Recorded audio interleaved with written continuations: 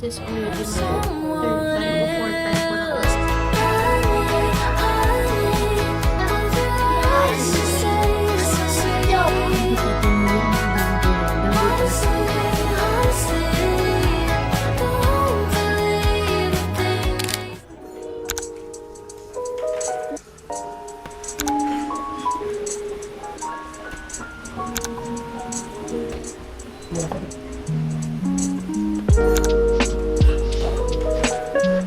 Ito yung matagal ko nang kinikrave mga baby. This is hojicha oat latte. So, they use oat milk. And ang sarap ng hojicha dito. I think this is already my third time o fourth time ko nang in-order to sa kanila. Yung lasa niya, may pagka-chocolate mousse. Tapos diba yung mga ibang hojicha, may pagka-tea. Ito, more like balance yung hojicha nila, which I love. And meron pa ako isang favorite na drink dito, which is yung Kumu Matcha. Insert ko na lang yung picture dito. Sobrang sarap din talaga. As in, 160 pesos lang. And this one is 200 pesos. We will mix them all together.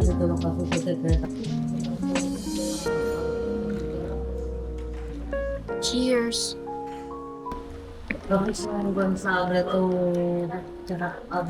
So yan yung in-order na. This is Maggi Signature and this is 190 pesos.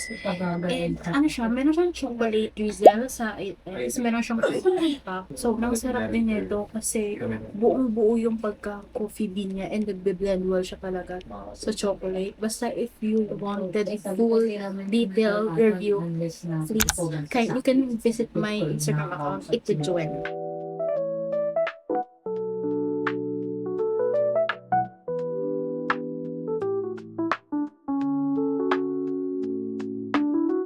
Hello everyone! So, nakauwi na kami and iinom na ulit ako ng aking vitamins. So, again, yung pinakita ko vitamin sa vlog ko, I drink inositol.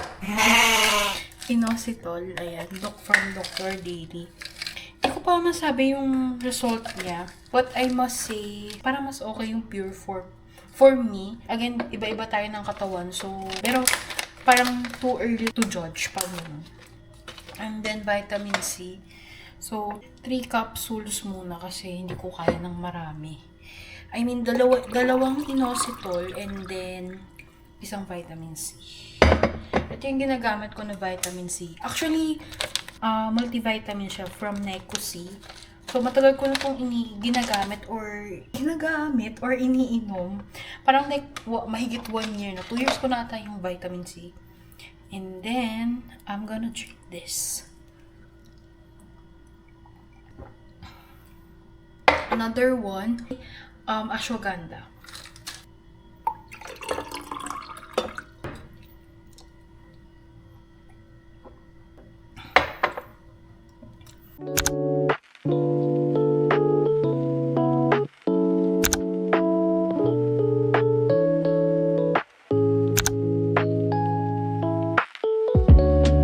Everyone, good afternoon.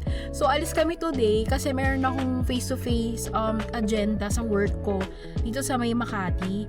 And then, dapat magmumotor talaga kami para mas mabilis tsaka mas mura rin sa gasolina. Pero kasi sobrang init mga be, like tingnan nyo yung araw.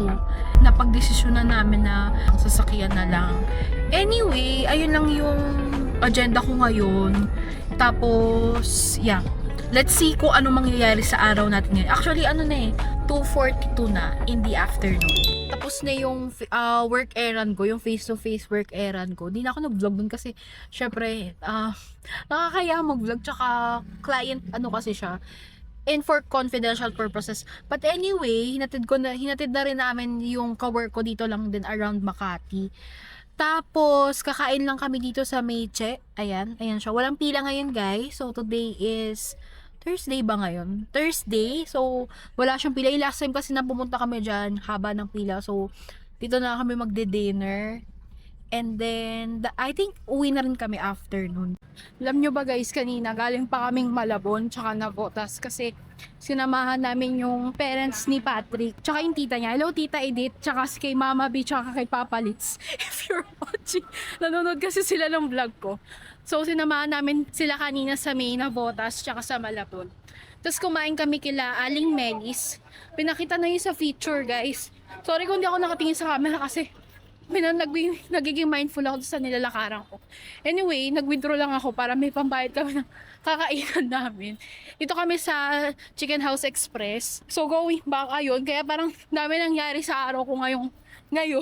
And to continue, ang sarap ng pagkain dun sa Aling Melis. Pa-pop up ko na lang yung picture. As in, guys, kaya ang dami rin kumakain doon. Marami na nag-featured sa kanila na mga vloggers. Isa na doon yung kay Erwan Yusuf. And ayun, sobrang worth it yung dayo doon. So, ito yung order namin. We got 2 garlic rice. Pero, hahafin ko lang yan. Kasi minsan napapa-extra rice kayo. And then, ito yung liempo, tisol, and then chicken. Tapos, ayun kay Patrick. So, tag-isa kami ng chicken. Tapos, share na kami dito sa liempo. Di ako nakain ng tisol. So, this is the chicken. And this is 145 pesos. Kasama na yung garlic rice, no? 145 pesos yung chicken lang. Tapos 45 pesos ata sa garlic rice. Mainit siya. Alam niyo, nagustuhan namin ito kasi bagong luto talaga siya. And ang juicy nung manok. Tapos malambot, tender, and then malinamnam talaga siya. As in, authentic Bacolod chicken. So, let me just show to you. Dinip ko lang siya sa sauce niya na may soy sauce, tas may suka, kalamansi. And, tsaran, kain tayo.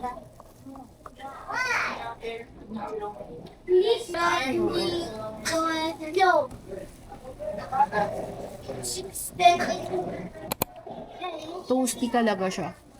Eh ako, as a person, mahilig ako sa mga ganitong luto, yung toasty talaga. This is the part of the liempo. Pero parang pang 5 beses na ata namin kumain dito. I think 4 times, 5 times.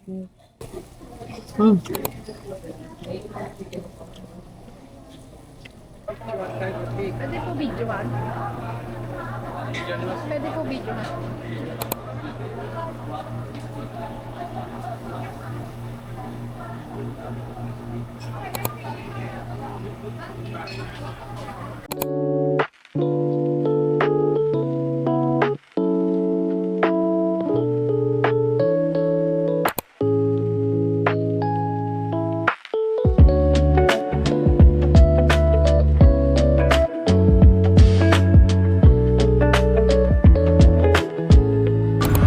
Name nga lang po, pwede po. Joella po. J-O po. J-O po, sorry. J-O-E. Dalawang L po. Tas A. Hello everyone. Sana naririnig niyo ako, pero ito yung in-order ko dito sa Hoshi House. This is Mango Dango Gym. Tapos meron din siyang mugda na po. Kita ko. Ayan. So, ito mas smaller siya compared dun sa Shizu House. Tapos may cream din siya. And mas malaki yung size. And by the way, this is 280 pesos. So, try na natin.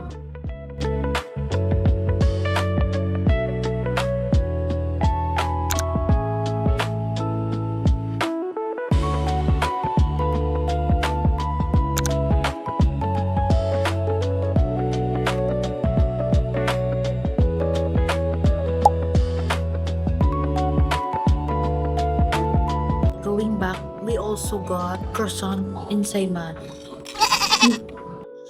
Ito po siya. Nahiya ako magsalita kasi medyo tahimik dito sa cafe. Meron siyang parang cheese on top, tas may cream din siya on top. Ayun siya.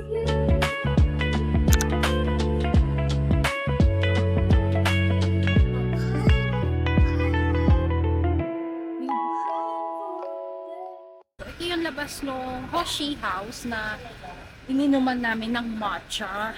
Yung description ng matcha taste, kasi nahiya ako magsalita sa loob ng cafe kanina. Kasi medyo dikit-dikit siya ng slight. Nahiya ako magsalita. Ayoko naman mag-eksena. Bali, katabi siya ng barber shop. Such a cute place lang siya. Sabi ni Patrick, ng boyfriend ko, naisip niya kaya daw Hoshi yung pangalan. Kasi parang inspired ata siya sa K-pop. So, hindi kasi ako super duper familiarized sa K-pop. All I know is Blackpink, 21, Big Bang. Pero yung super duper, so hindi ako ganun ka K-pop fan. But, yeah. A little longer than a few minutes later. Hello everyone! So nandito kami ngayon sa May Caloocan sa Metro Plaza kasi binisit namin yung cafe na pinag-workan ng pamangkin ni Patrick and kasama namin yung buong family niya. Yun nga lang yung sa cafe kasi nila, para siyang cafe na may play area na mga pambata, so kailangan naka-medyas regardless kung iinom ka lang ng kape. Kaya bibili kami ngayon ng medyas kasi wala kaming dala. You always pick me up